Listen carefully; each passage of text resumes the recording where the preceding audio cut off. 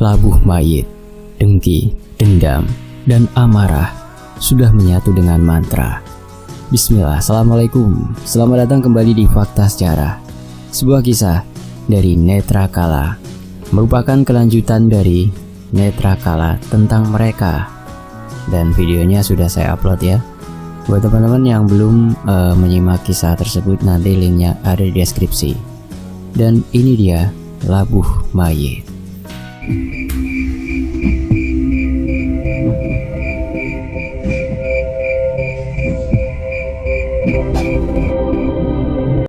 Debur suara ombak terdengar sendu, membuat keheningan malam itu terpecah. Tidak ada seorang pun yang terlihat di sepanjang garis pantai yang tidak luas. Hanya ada sosok wanita yang sedang bersimpuh di sebuah lubangan yang hampir mirip dengan goa kecil. Bau dupa dan kemenyan sesekali menyeruak masuk ke dalam hidung si wanita. Namun bau itu hilang, timbul bersamaan dengan hembusan angin pantai yang kencang. Suara bisikan mantra terus terucap dari bibir tipis wanita itu. Sukmo lepur ing aji pangestune, sukmo lepur ing segoroning pati, sukmo lepur ing, dan seterusnya. Sudah beberapa menit berlalu, udara dingin dan hembusan angin tiba-tiba saja lenyap. Semua menjadi tenang, bahkan suara deburan ombak seolah menghilang. Opo pengen munduk? Apa keinginanmu? Terdengar suara lembut tepat di hadapan wanita itu. Nyai, matur suwun sampun rawuh, sudah datang. Sosok di depan wanita itu hanya tersenyum lembut. Sorot matanya benar-benar terlihat tenang. Opo pengen munduk? Sekali lagi sosok itu bertanya, namun kali ini nadanya terlihat sangat mengintimidasi. Seolah dia sudah tidak sabar menunggu apa yang sedang diinginkan oleh wanita yang sedang bersimpuh di depannya. Labuh mayit, Nyai, ucap wanita itu lantang. Yen ngono, kamu sudah tahu aturan dan lelakunya. Aku tunggu kamu Sabtu Pahing bulan ini, ujar sosok tersebut dan langsung menghilang begitu saja. Kembali suasana menjadi riuh ramai. Suara deburan ombak, kilatan petir, dan angin yang berhembus begitu kencang. Di sisi lain, Bima tersentak, terbangun dari tidurnya. Sudah setahun semenjak peristiwa alas lali jiwa berlalu. Malam ini Bima memimpikan kembali pertemuan terakhirnya dengan Pak Arif. Ada rasa sesal, jengkel, rindu, dan bahagia yang menyatu dan bercampur di dalam hatinya. Mimpi itu lagi. Pak Arif kalau kangen Bima datang langsung ke sini, ucap Bima, sadar dengan apa yang diucapkan. Bima terkekeh dan merutuki kebodohannya. Kembali Bima membaringkan tubuhnya, tetapi matanya menyalang. Ingatan demi ingatan muncul silih berganti, bagai sebuah roll film yang diputar begitu cepat di kepalanya. Flashback Bima Abista Mahendra, 5 Januari tahun 2007. Bima sudah memutuskan dengan niat dan tekad dia akan membawa Pak Arif untuk bisa kembali ke dunia mereka. Malam itu kebahagiaan yang seharusnya mereka rayakan sedikit berkurang dengan rasa sesal dan sedih akan pengorbanan Pak Arif. Bim, boleh duduk? Ucap Mai dengan suara yang terlihat cemas. Kenapa Mbak? Duduk ya duduk aja, jawab Bima yang tengah duduk di salah satu bangku di taman belakang rumah budenya. Maafin aku ya Bim, karena keteledoranku semua jadi seperti ini, kata Maya. Percuma menyesali semuanya Mbak, tidak ada yang perlu disalahkan, ujar Bima dengan senyum tulus. Sesaat Bima melihat ada sesuatu yang ingin disampaikan oleh saudaranya itu. Cukup lama mereka diam. Aku ingat semua kejadian saat berada di alam mereka. Bahkan ketika kalian bertarung untuk menyelamatkanku, aku dengan jelas bisa melihatnya, ucap Maya. Bima hanya diam memperhatikan, menunggu apa yang sebenarnya ingin disampaikan oleh sepupunya itu. Aku melihat betapa mengerikannya perilaku Gendeswari. Wanita sialan itu benar-benar mengerikan. Jeritan dan tangisan dari tumbal Gendeswari membuatku benar-benar ketakutan. Aku takut tidak bisa pulang. Aku takut tidak bisa kembali ke dunia kita, lanjut Maya. Bima melihat ada air mata yang turun dari matanya yang cantik. Memang secara fisik, sepupunya ini dianugerahi kecantikan yang luar biasa. Sekarang sudah aman, Mbak. Semua yang terjadi hanya bisa kita jadikan pelajaran, kata Bima. Dia sendiri juga bingung harus menjawab apa. Tidak tahu apa yang sedang dirasakan sepupunya itu. Ada satu hal yang belum aku ceritakan kepada kalian, ucap Maya. Kini dia memandang Bima lekat-lekat. Nampak sekali ada keseriusan dalam sorot matanya. Maksudnya, Mbak? Berhari-hari aku, ibu dan bule menunggu kalian. Tidak ada satupun yang bisa dihubungi, Bim. Kami semua khawatir. Bahkan sempat bule Sekar ingin menyusul kalian. Hingga pada tengah malam saat itu, aku benar-benar tidak bisa tidur. Aku berpikir bahwa semua ini adalah kesalahanku. Disinilah sosok itu datang menemuiku, kata Maya. Sosok? Sosok siapa, Mbak? Tanya Bima penasaran. Seorang lelaki tua dengan sebuah tongkat di tangannya, memakai pakaian Jawa khas dengan belangkon yang ia pakai di kepalanya. Simbah, ujar Bima. Dia bingung apa yang terjadi saat mereka belum sampai di rumah. Kenapa Simbah tiba-tiba mendatangi Mbak Maya?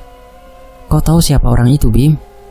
Simbah, sosok yang selama ini membantuku dan yang lainnya saat berada di alas Lali Jiwo. Kenapa dia mendatangimu, Mbak? Tanya Bima. Dia benar-benar penasaran saat ini. Ditengoknya para orang tua sedang sibuk dengan makanan dan minuman yang sedang mereka siapkan. Bima berpikir akan jauh lebih baik jika mereka tidak tahu tentang kejadian ini. Dia mengatakan, kalau kalian baik-baik saja, Bim. Bersiaplah karena semua sudah merupakan takdir Tuhan. Dan sejenak Maya menghela nafas. Bima menunggu apa yang akan selanjutnya Mbak Maya katakan. Dan sekarang aku bisa melihat mereka sama sepertimu, Bim, ucapnya dengan nada ketakutan. Dek, jantung Bima serasa merosot dari tempatnya. Misteri apa lagi ini? Apakah masih ada hubungannya dengan apa yang dikatakan Gendeswari tentang darah Sangaraja? Bima ingat perkataan dari Kromo Sengkono, bahwa memang awalnya dia mengira bahwa Maya yang akan dia jaga. Sementara itu, suara bising kendaraan bermotor saling beradu pagi itu. Entah ini hanya perasaan Bima saja atau memang kota tempatnya hidup semakin padat.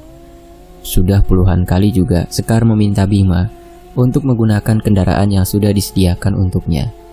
Tapi tetap saja Bima menolak. Baginya duduk di halte menunggu angkutan umum yang akan membawanya ke sekolah menjadi sensasi tersendiri. Yuk, manggisan, yuk, ucap salah seorang kenek. Bima yang sudah lama menunggu langsung saja masuk ke dalam angkot tersebut, tidak menghiraukan kalau di dalamnya sudah penuh sesak dengan para pelajar. Perjalanan menuju ke sekolahnya pagi ini benar-benar membuat Bima merasa tidak nyaman.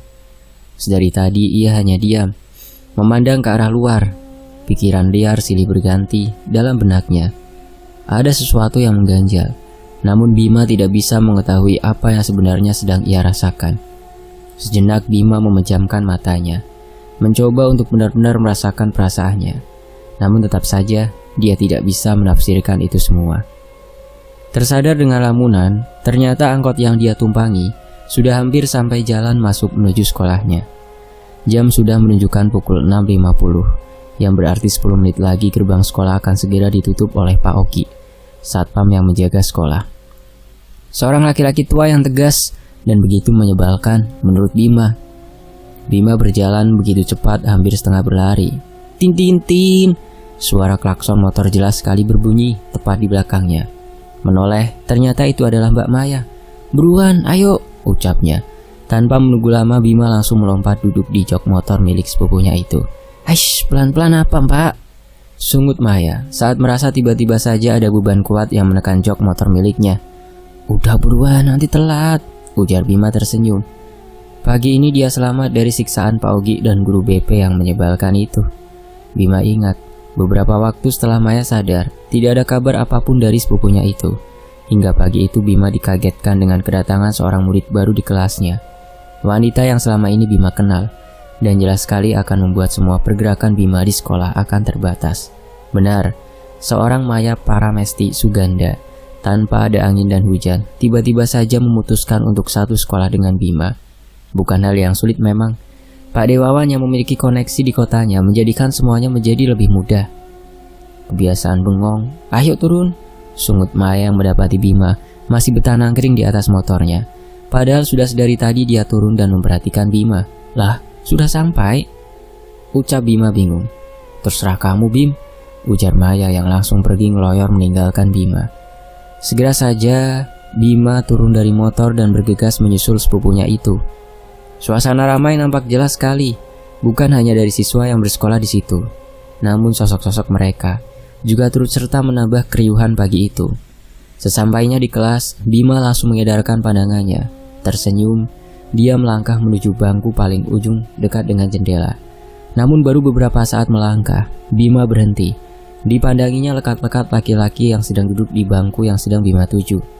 Panji, kenapa? Batin Bima. Bima melihat ada sebuah asap tipis kehitaman yang menguar dari atas kepala Panji. Bima sendiri cukup yakin dengan apa yang dia lihat. Ingatan tentang kejadian saat Maya ditempeli Gendeswari membuatnya langsung bersiaga. Jika memang ada sosok yang mengganggu, dia akan langsung menariknya dari tubuh sahabatnya itu. Ji, sehat kamu? Sapa Bima saat sudah duduk di bangku favoritnya, bangku yang dulu selalu ia hindari. Kenapa emang? Sehat kok, jawab Panji dengan mengurutkan dahinya. Nggak apa-apa, cuma kelihatan pucat kamu, kata Bima. Panji yang mendengar itu tidak menjawab dan segera mendudukkan kepalanya di atas meja. Tidak mau bertanya lebih, ia mencoba untuk mendeteksi keberadaan makhluk astral di sekeliling Panji, namun dia tidak melihat apapun. Justru malah Bima melihat Willem yang melayang keluar menuju pohon tanjung di luar kelas. Bel istirahat terdengar berkumandang, banyak suara bangku yang diseret para penghuninya. Begitu juga Bima dan Panji yang segera beranjak menuju kantin. Perut mereka begitu keroncongan. Pelajaran fisika tentang hukum Newton membuat tenaga mereka habis berkuras. Nitip ya, biasa, ucap Panji yang langsung saja menyodorkan uangnya. Bima hanya mendecakkan lidah dan langsung pergi ke kantin yang paling ujung. Kantin yang menurutnya aman karena tidak menggunakan penglaris apapun. Sesaat dia sedikit bergidik, merasa mual membayangkan anak-anak yang memakan bakso atau mie ayam dari penjual sekolahnya. Semua tampak biasa saja, namun tidak berlaku bagi Bima. Semenjak dia tahu kalau ada pocong yang ikut serta membantu pemilik kantin, tidak pernah sekalipun Bima melangkahkan kakinya di sana. Selingukan mencari Panji, terlihat dia sedang duduk dengan Maya di salah satu bangku dekat dengan pohon yang dulu pernah Bima hindari. Tapi setelah semua kejadian yang dia alami, justru dia terkekeh sendiri dan segera berjalan menuju ke arah mereka. Bim, udah lihat pengumuman? Tanya Maya saat melihat Bima duduk di sebelahnya. Belum, ada apa emang? Jawab Bima. Memang sedari Bima bersekolah di sini, tidak pernah sekalipun ia menengok papan pengumuman. Semua informasi pasti sudah dia dapatkan dari Panji. Besok Sabtu Minggu diadakan persami, perkemahan malam Sabtu Minggu, di sekolah. Semua murid kelas 2 diwajibkan untuk ikut, ucap Panji malas. Sedang Bima, jelas dia lebih memilih untuk tidur di rumah. Udah, kalian ikut aja daripada dapat masalah, ujar Maya dan langsung menyambar mangkuk bakso milik Bima. Hari berganti dengan cepat, kini Bima tengah duduk di ruang keluarga milik orang tuanya. Sudah ibu siapin semua, nanti jangan lupa kabarin kalau ada apa-apa, ucap Sekar sambil menaruh tas ransel milik Bima. Bu, Bima cuma semalam loh di sekolah, kan pasti juga ada guru di sana, ucap Bima jengah.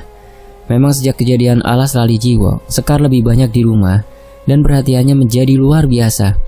Ya hampir saja Bima mengatakan menjadi menyebalkan. Udah Bim, nurut aja sama ibumu itu, ucap Banyu. Bima hanya mengangguk, tidak ingin melanjutkan berdebat. Jelas sekali awalnya Bima tidak mau ikut, terlebih harus bermalam di sekolah. Bukan karena dia takut, hanya malas jika harus berinteraksi dengan mereka. Tapi Maya yang sebagai dalang dari semua ini bersikukuh agar Bima dan Panji harus ikut. Tidak bisa menolak, akhirnya mereka berdua mengikuti kemauan wanita itu. Jadi, nanti kita tidur di atas meja, terus mandi di toilet sekolah, ucap Panji saat mereka sudah duduk di sisi lapangan di bawah pohon tanjung yang rimbun. Gak usah macem-macem, daripada nanti bonyok, ucap Maya yang seolah tahu apa yang sedang Panji pikirkan. Nyengir karena niatannya ketahuan. Panji langsung merepet tidak jelas, sedang Bima dia masih diam. Entah kenapa perasaannya begitu tidak nyaman. Kegiatan dimulai dari dikumpulkannya para siswa di tengah lapangan. Di bawah teriknya panas matahari, Bima terus saja mendecakkan lidahnya. Dia benar-benar tidak suka kegiatan seperti ini. Seharusnya dia sudah enak tiduran di kasur dan membaca buku-bukunya. Sial, kenapa mesti dibagi per kelompok? Ucap Panji yang ada di sebelah Bima. Kenapa emang? Tanya Bima penasaran. Baginya tidak masalah dia harus berkelompok dengan siapa saja. Ya setidaknya saat malam nanti aku bisa tenang kalau dekat kamu, Bim.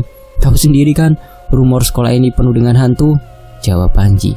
Bima nyengir, sepintas ada pikiran jahil yang muncul di kepalanya untuk menggoda temannya itu. Namun dia urungkan. Benar saja, mereka semua dibagi per kelompok. Bima, Panji, dan Maya terpisah kali ini. Sementara itu, kumandang azan maghrib mulai terdengar. Suasana sekolah kini sudah mulai terlihat gelap. Beberapa kali Bima memperhatikan ada sosok-sosok yang mulai terbangun. Entah itu hanya sekedar lewat atau memperhatikan Bima. Namun Bima tidak menghiraukan itu semua. Berjalan, dia mulai menyusuri koridor, celingukan mencari keberadaan Panji atau Maya. Namun Bima tidak mendapati mereka berdua. Bahkan saat Bima melongok ke dalam kelas yang dipakai Panji, dia juga tidak menemukan temannya tersebut. Kembali Bima berjalan, dia malas jika harus melakukan sholat maghrib di masjid sekolahnya. Pasti penuh, batin Bima. Berhati-hatilah, bisik Willem yang sudah ada di sampingnya. Kenapa? Tanya Bima. Seketika menghentikan langkahnya. Tidak menjawab, justru Willem melangkah pergi menjauhi Bima. Ada sedikit kecemasan yang timbul di hati Bima. Tidak biasanya Willem mengatakan seperti itu. Lama dia diam berdiri di koridor gelap di ujung kelas. Teringat perkataan Pak Arif untuk tidak langsung percaya dengan mereka. Bima sedikit tenang dan melanjutkan langkahnya. Setengah jam lebih Bima berputar-putar keliling sekolah. Selain mencari keberadaan Panji dan Maya, seolah ada daya tarik tersendiri saat melihat sudut-sudut gelap yang menyeramkan di sekolah itu. Bima berhenti di depan salah satu ruangan. Bibirnya langsung tersenyum simpul. Ingat dulu dia pernah menggosok toilet ini dengan Panji. Nyengir dengan sosok yang ada di dalamnya. Bima kembali melangkah. Bima, terdengar suara jelas dari arah samping Bima. Menoleh suara tersebut berasal dari Maya. Ngapain berdiri sendirian di situ? Tanya Maya saat Bima sudah mendekat ke arahnya. Nyariin kalian. Ya udah sekalian jalan-jalan, jawabnya. Mentang-mentang udah biasa lihat mereka, nggak ada takut-takutnya ya. Bim, ada yang aneh nggak sih? Sedari tadi perasaanku nggak enak, ucap Maya. Nggak tahu mbak. Tadi Willem juga mengatakan kalau aku diminta untuk berhati-hati, kata Bima. Saling pandang, tanpa sadar mereka menghela nafas bersamaan. Menyadari itu, sontak mereka berdua langsung tertawa. Semenjak kejadian Alas Lali Jiwo, entah kenapa selalu saja ada kejadian di luar nalar yang terjadi di hidup Bima dan Maya. Ya, semoga ini hanya perasaan kita saja, Bim. Aku tidak mau kejadian setahun lalu terulang kembali. Meskipun aku tahu Maya tiba-tiba saja berhenti dan menatap Bima. Ada raut kegelisahan yang terpancar dari sorot matanya. Bima menunggu apa yang akan dikatakan sepupunya itu. Apa kau masih berniat untuk menyelamatkan Pak Arif? Ucapnya Maya lirih. Bima sekali lagi menghela nafas. Tidak ada yang bisa merubah keputusanku, mbak. Cuma kamu yang tahu apa niatanku saat ini. Kau tahu sendiri bagaimana kita belajar untuk bisa mengendalikan ini semua, kata Bima. Maya termenung. Benar Bim, setelah dirinya tiba-tiba saja bisa berinteraksi dengan mereka, beberapa hari kemudian Bima langsung mengenalkannya kepada sosok Romo Sengkono, batin Maya. Dia melihat kesungguhan anak laki-laki yang ada di sampingnya itu. Tersenyum dia langsung usap-usap kepala Bima. Ngapain kalian di situ berduaan? Teriak salah satu senior. Sontak Bima dan Maya langsung teronjak berdiri. Aduh sial, dapat masalah, ucap Bima. Sedang Maya hanya nyengir. Malah pacaran, ayo ikut, ucap senior laki-laki itu sok galak. Bima hanya menyipitkan matanya dan berjalan mengekor di belakangnya. Angin tiba-tiba saja berembus dengan kencang. Seketika perasaan Bima tersentil akan sesuatu. Dia hafal dengan sensasi ini. Menengadah ke arah kanan dan kiri, Bima tidak mendapati apapun. Sedang Maya seolah tersentak. Tiba-tiba saja ia menundukkan pandangannya. Malah bengong, ayo, bentak senior laki-laki itu. Bima hanya memandangi laki-laki di depannya, tidak menjawab apapun dan kemudian lanjut berjalan. Bim, ucap Maya lirih. Aku tahu Mbak, tenanglah. Semoga tidak terjadi apa-apa, kata Bima mencoba menenangkan. Bukan dia merasa takut, tapi khawatir jika ada sesuatu yang akan menyerang mereka. Selama setahun ini, dia terus berlatih, baik secara fisik dan batin, untuk menambah kepekaannya. Ucapan Nyai Dewi masih teringat jelas bahwa Ki Ganang akan mencoba mengincar Bima. Ternyata mereka diarahkan ke ruang OSIS, di mana memang tempat itu menjadi base camp bagi para pengurus kegiatan Persami, yakni perkemahan Sabtu malam Minggu. Ini, jadi kalian ngapain di sana gelap-gelapan, pacaran? Ucap senior yang membawa Bima dan Maya.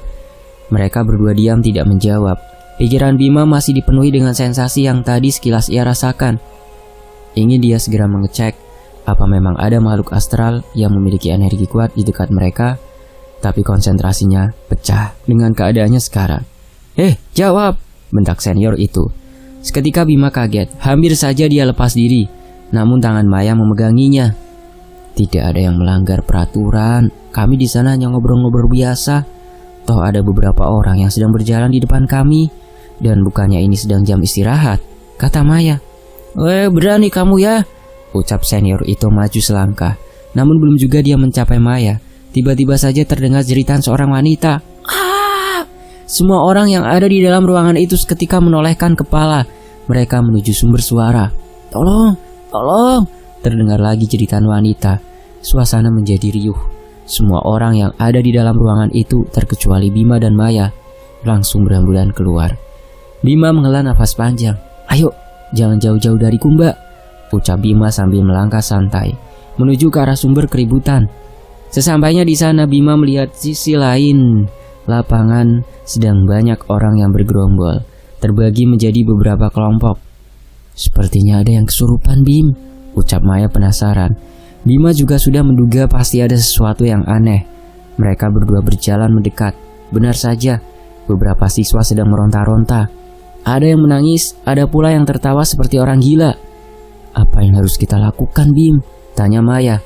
Bima menolehkan kepalanya menghadap ke sepupunya. Tidak ada sorot takut yang terpancar dari mata wanita itu. Padahal jelas sekali sosok-sosok yang sedang masuk ke badan para siswa itu benar-benar membuat jijik. Bau mereka juga sangat memuakkan. Tidak ada Mbak, bukan urusan kita, ucap Bima nyengir. Maya langsung menolehkan kepalanya ke Bima. Dia kaget dengan ucapan Bima barusan. Sejak kapan Bima tidak peduli dengan keadaan orang lain? Ini beneran kamu kan, Bim? Tanya Maya keheranan. Ya bener lah, emang siapa lagi? Maksudku lebih baik untuk tidak banyak berurusan dengan mereka. Sudah cukup alas lali jiwa yang menjadi pengingat kita, ucap Bima masih terus memandangi kerumunan itu. Maya tahu apa yang Bima maksudkan, tapi dia sendiri juga tidak tega dengan teman-temannya yang dipermainkan seperti itu. Tanpa bertanya kepada Bima, Maya langsung berjalan mendekat. Mbak, mau kemana? Tanya Bima. Menolong mereka. Kalau kau tidak mau, tunggu saja di sini. Aku tahu rasanya menjadi mereka, kata Maya dengan seringai mengerikan. Mau tidak mau, Bima juga mengikuti langkah sepupunya. Namun baru beberapa langkah, pandangannya tertuju pada satu titik. Maya pun juga demikian. Mereka kembali berhenti. Panji, ucap Maya. Mereka melihat Panji sedang duduk bersila dengan seringai yang menakutkan. Ada sesuatu yang berbeda, seolah Panji sedang memegangi sebuah tali yang terjulur dan terikat di masing-masing demit yang merasuki para siswa. Bima melihat dengan jelas saat beberapa orang mendekat dan mencoba memegangi Panji. Dengan sekali sentakan, mereka langsung terlempar begitu saja. Tawa Panji menjadi gila-gilaan, seolah sedang menikmati itu semua. Seketika Bima langsung mencoba mengumpulkan energinya. Jelas sekali sosok yang merasuki Panji bukan sosok sembarangan. Tiba-tiba saja Panji terdiam dan menatap Bima nyalang. Tanpa diduga-duga, Panji langsung berlari dan menubruk Bima. Maya langsung menjerit dan mundur beberapa langkah. Sedangkan Bima yang sedang berusaha dicekik oleh Panji berusaha memberontak. Saat tangan Bima menyentuh Panji, seketika suasana berubah. Kini dia sedang berdiri di pinggir pantai. Pantai yang sangat sunyi dan tidak luas. Bima melihat ada seorang wanita dengan menggunakan kemben dan jarik berjalan tergesa-gesa sambil menengokkan kepalanya ke belakang berkali-kali. Seolah tidak ingin ada orang yang mengetahui keberadaannya, segera Bima mengikuti wanita itu. Bima sudah berdiri di sebuah lubangan kecil mirip goa. Hembusan angin pantai yang cukup kuat tidak membuat wanita itu bergidik. Bima memperhatikan dia sedang berusaha menyalakan kemenyan dan dupa di atas anglo kecil yang dari tadi ia bawa. Sekali lagi, Bima mengedarkan pandangannya. Tempat itu sebenarnya memiliki pemandangan yang indah. Namun entah kenapa suasana yang dia alami justru membuat bulu kuduknya meremang. Terlebih Bima juga mendapati ada sosok-sosok yang sedang mengamati mereka. Bukan sosok yang biasa dilihat Bima, justru lebih banyak sosok yang menyerupai siluman, berkepala manusia dan setengah hewan. Sukmo lepur ing aji pangestune, sukmo lepur ing skoroning pati, sukmo lepur ing, dan seterusnya. Bima langsung tersentak dan menoleh ke arah wanita yang ada di depannya. Saat perempuan itu mengucapkan sesuatu yang tidak ia pahami, tiba-tiba saja ada energi besar yang mendekat. Bahkan tanpa sadar, tubuh Bima gemetar dengan sendirinya. "Opo pengenmu, Nduk? Apa keinginanmu?" Terdengar suara lembut tepat di hadapan wanita itu. "Nyai, matur nuwun sampun rawuh." Sosok di depan wanita itu hanya tersenyum lembut. Sorot matanya benar-benar terlihat tenang. "Opo pengenmu, Nduk?" Sekali lagi sosok itu bertanya. Namun kali ini nadanya terlihat sangat mengintimidasi, seolah dia sudah tidak sabar menunggu apa yang sedang diinginkan oleh wanita yang sedang bersimpuh di depannya. "Lapuh mayit, Nyai," ucap wanita itu lantang. "Yen ngono, kowe wis ngerti aturane lan lelakune. Aku tunggu kamu Sabtu Pahing bulan ini," ujar sosok tersebut dan langsung menghilang begitu saja. Bima tersadar. Dia tengah tiduran di lapangan sekolah. Sosok Panji sudah entah kemana. Nafas Bima memburu. Bima begitu panik dengan apa yang barusan dia lihat. Bahkan energi Dewi tidak sebesar ini, batinnya. Tiba-tiba saja tangan kanan Bima terasa begitu panas. Dia tahu tombak cempaka kuning sedang bereaksi. "Kamu gak apa-apa?" Terdengar ucapan yang tidak Bima hiraukan. Dia mencari keberadaan Maya, namun tidak mendapati sepupunya dimanapun. Justru malah melihat Panji yang sedang meronta-ronta dipegangi oleh beberapa orang. "Kromo Sengkono," batin Bima. Seketika penjaganya sudah berdiri di sebelahnya. "Carilah Maya, akan kuurus mereka," ucapnya. Bima masih celingukan mencari keberadaan Maya, tidak menghiraukan gumam kebingungan orang-orang yang ada di sekitarnya. Bima melihat Maya sedang berdiri tidak jauh dari sebuah bangunan di ujung lapangan. "Mbak, ngapain di sini? Sudah kubilang untuk tidak jauh-jauh dariku," ucap Bima jengkel. "Tenang Bim, aku bisa menjaga diriku. Aku tadi melihat ada seorang wanita yang mengamati dari arah sana. Energinya benar-benar membuatku sesak," ucapnya sambil menuju ke arah salah satu sudut bangunan yang gelap. "Sudah, ayo," ucap Bima sambil menarik tangan sepupunya itu. Kembali berkerumun, Bima melihat Kromo Sengkono sedang menarik paksa sosok yang merasuki Panji. Tidak heran jika Maya memekik. Sosok yang merasuki Panji begitu mengerikan, memiliki 8 tangan dengan mata yang begitu panjang di mukanya. Belum lagi taring-taring yang mencuat tidak beraturan di sela-sela bibirnya. "Apa yang sebenarnya terjadi?" ucap Bima saat melihat Kromo Sengkono berjalan menuju ke arahnya. "Mereka hanya kiriman, bukan penunggu tempat ini. Berhati-hatilah," ucapnya dan langsung lenyap dari pandangan. Bima menghela nafas panjang. "Apalagi sekarang?" ucapnya dan langsung berjalan menuju ke arah Panji. Sementara itu suasana sudah mulai tenang. Semua kegiatan malam itu ditiadakan. Panitia beserta guru pembina tidak mau mengambil resiko jika nantinya terjadi hal serupa. Kini Bima dan Maya tengah duduk di UKS. Sedari tadi mereka menunggu Panji terbangun. Setelah Kromo Sengkono menarik paksa sosok yang merasuki Panji, dia langsung terjatuh dan tidak sadarkan diri. Beruntung tidak terjadi luka fisik yang serius, sehingga Panji hanya dibawa ke UKS. "Bim?" tanya Maya yang tengah duduk di samping Bima. "Iya Mbak, aku penasaran apakah sosok yang merasuki Panji itu memang tidak sengaja atau memang ada orang yang sedang mengincarnya." Sejenak Bima berpikir. "Jujur saja aku belum memikirkan itu semua. Entahlah, umur kita masih terlalu muda untuk semua ini. Aku tidak tahu," jawab Bima sambil menggelengkan kepala. Maya yang mendengar ucapan Bima menghela nafas. Apa yang sudah dialami Bima di alas lali jiwa pasti masih membekas di ingatannya. Walau dia sudah mendapatkan cerita secara rinci, tapi tetap saja dia tidak bisa membayangkan kengerian yang terjadi saat itu. Aku hanya berpikir dengan orang yang kulihat di ujung ruangan saat Panji mencoba menyerangmu. Jelas sekali ada sesuatu yang buruk dengan orang itu. Tapi dari jarak sejauh itu aku tidak bisa mengenalinya, ucap Maya. Aku hanya berharap semua hanya kebetulan. Masih terlalu banyak pertanyaan yang ada di kepalaku. Andai Pak Arif ada di sini, pasti beliau bisa memberikan solusi, balas Bima. Maya tidak membalas perkataan Bima karena Panji tiba-tiba saja bergerak. Nyenyak tidurnya? Tanya Bima saat melihat Panji sudah terbangun. Perasaan tadi masih di lapangan. Sejak kapan? Tanya Panji masih mengantuk dan menggaruk-garuk lehernya. Kamu aja Mbak yang cerita, aku minta air hangat dulu ke panitia, ucap Bima yang langsung beranjak keluar ruangan. Sesaat dalam perjalanan Bima memikirkan apa yang diucapkan oleh sepupunya. Mungkin dia memang beberapa kali sudah berinteraksi dengan mereka selama setahun ini, tapi malam ini berbeda. Sosok-sosok yang muncul memiliki energi yang besar. Bima berhenti tiba-tiba. Dia menyadari sesuatu. Apa yang dia lihat bukanlah hal kebetulan.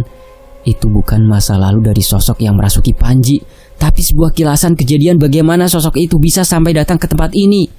Menghela nafas, Bima kembali berjalan. Jangan ikut campur, ucap Willem yang sudah berada di samping Bima. Astaga, kalian ini apa tidak bisa muncul dengan cara yang tidak mengagetkan apa? Ucap Bima yang hampir saja terjatuh ke selokan kecil di samping kanannya. Apa maksudmu jangan ikut campur? Kau tahu, mereka kiriman dari seseorang bukan? Mereka kuat dan bukan sembarangan demit. Aku juga tidak yakin kalau penjagamu itu mampu melawan mereka, ucap Willem yang melayang pergi meninggalkan Bima. Bersambung. Nantikan bagian berikutnya hanya di Fakta Sejarah. Terima kasih Netra Kala, terima kasih teman-teman. Saya pamit. Wassalamualaikum warahmatullahi wabarakatuh.